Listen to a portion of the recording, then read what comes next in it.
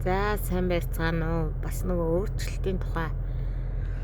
өөрчлөлтийн түүхүүд гэдэг бичлэгүүд маань явж байна. Тэгээ энэ удаагийн бичлэг дээр хүн сайн муу зуршилтай хүн сайн зуршилтай хүн муу зуршилтай болж эсвэл итгэл үнэмшилгүй хүн итгэл үнэмшилтэй болж юм уу өөрчлөлтийн маш олон өнцөг байдаг байна л да.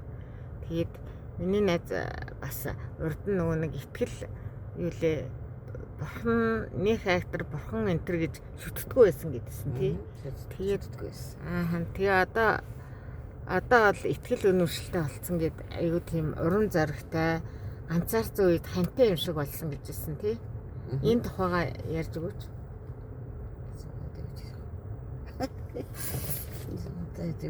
Эхлээд дөрөөсөө итгэдэггүй байсан гэсэн тэгээд ингээл бурхан энтер гэж нэг итгэдэггүй байсан гэсэн тэгээ одоо болохоор итгэл үнэмшилтэй болоод тэгээд энэ аюу маш итгэвтэй явж байгааг ингээд би бас харж байгаа шүү дээ. Тэгэхээр одоо нөгөө энэ тухай чи харин чамаагаас аюу өөрчлөгдсөн гэж бодоод байгаа байхгүй. Жишээлбэл чи ингээд хүмүүсийг ойлгодгүй байсан гэсэн бурханд явдаггүй байх та, бурханд итгэдэггүй байх та тий. Одоо бол бүр илүү ойлгодог болсон тэргээд аюу сайхан зүйлүүдийн тухай ярьдаг шүү дээ. Энэ тухайгаа яриад өгөөч л гэж байгаа байхгүй. Бас бурхан шүтдэггүй байсан хүмүүст мессеж болох юм билүү гэж бодоод.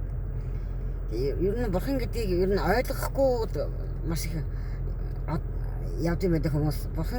Бурхан гэдгийг бид нар болохоор одоо нөгөө янз янзын одоо хийм шүтэнүүдээр уул аваа ч юм уу одоо гамдан хийд ч юм уу тэгээд янз янзын юугаар одоо мод уудава мод чодууд шүтдэг юм.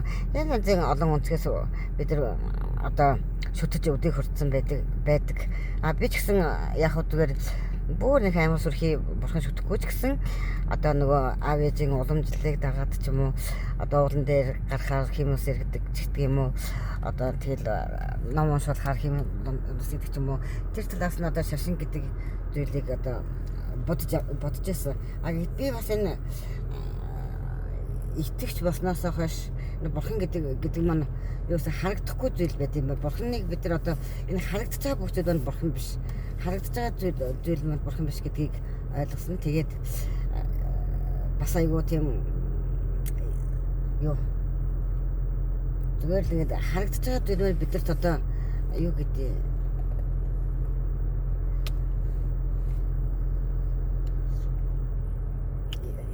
юу гэдэг харагдаж байгаа зүйл нь болохоор бидний одоо нөгөө амьдралыг одоо нэг өсөндөө та ингэж хэлэх гээд байна тий. Энэ бүх зүйл харагддаггүй маа. Жишээлбэл бурхан бол нүдэнд харагдахгүй зүйл юм байна лээ.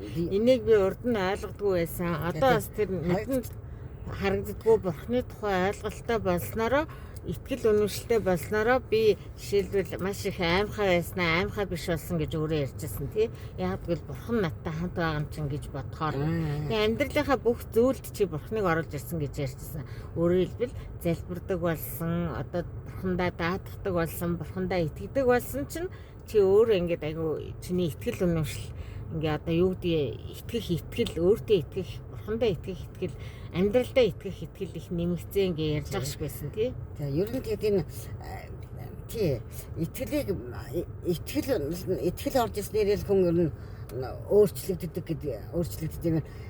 Урд нь болохоор бид нар чинь одоо нөгөө тийм сул дараа итгэлгүй одоо аимхай тийм нэгэн байсан. Одоо бол яадаггүй. Энэ итгэл үнэмшил орж ирснээр бурханд одоо энэ сургалтын сууснараа яад гэхээр одоо өөртөө итгэлтэй дээрээс нь бас юу бас айгуу тийм төсөв тулгуур одоо надад би ч надад ингээд өөрөө ямар нэгэн юмыг за би л өөрөө юм шиг би л өөрөө бүх зүйл ингээд болгоно ингээд хамаг хүчээрээ өөрөө ингээд яваад байдаг. Тэгээд яхаар яадаг гэхээр нөгөө хүчин мөсдөж байгаа шүү дээ ямар нэг юм хүн чинь өөрөө би л чадна би л хийнэ гэдэг ингээ явахаар одоо өвчнөө ч юм уу ямар нэгэн зүйлээр ингээд амьдралд ингээд сайд бишээр гараад ирэх ч юм уу хүчин мөсдөж шүү дээ тий. Одоо жишээлбэл одоо миний амьдралд хамгийн сүүдийг цохиолцсон дэлгэхэд охин маань ингээд өвдөд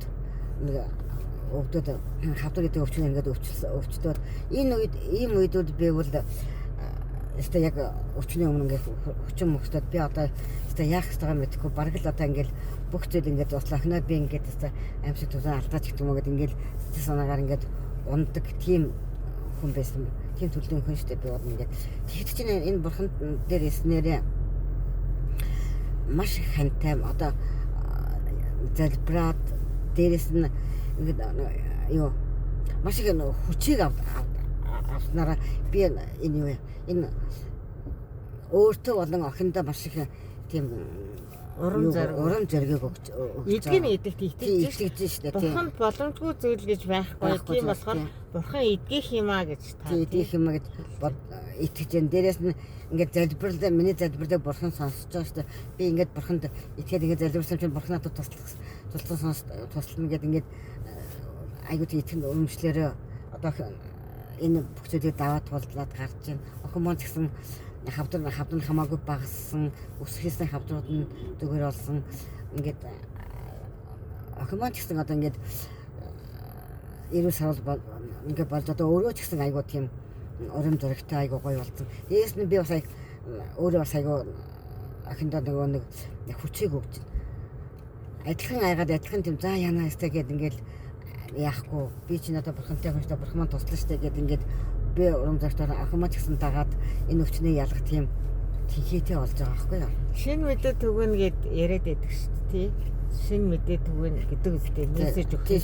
Тэгээд одоо энэ бурхан гэдэг чинь сайхан зүйл юм байх шүү гэдгийг л мэдээлэл хүргэнэ гэсэн үг үстэй тий шүү дээ.